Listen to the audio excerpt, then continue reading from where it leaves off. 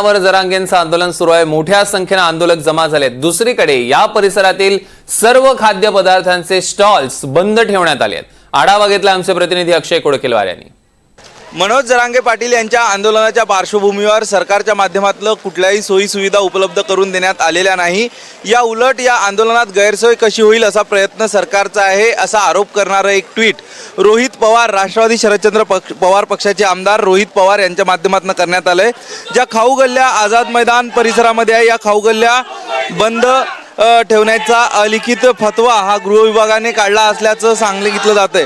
सध्या आपण आझाद मैदान परिसरामध्ये असलेल्या खाऊगल्ली परिसरात आहोत आणि खाऊगल्ली परिसरात आपण जर बघितलं तर ही आझाद मैदान परिसरातली खाऊगल्ली देखील आज बंद आहे।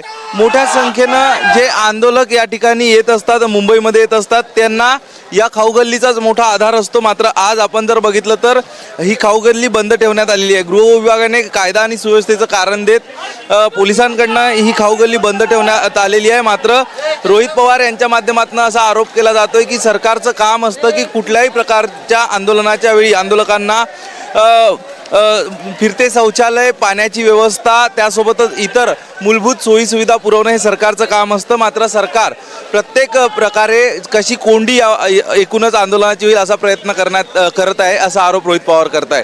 कॅमेरा पर्सन जितेंद्र वाघमारेसह अक्षय कोडकेलवार, NDTV मराठी, मुंबई।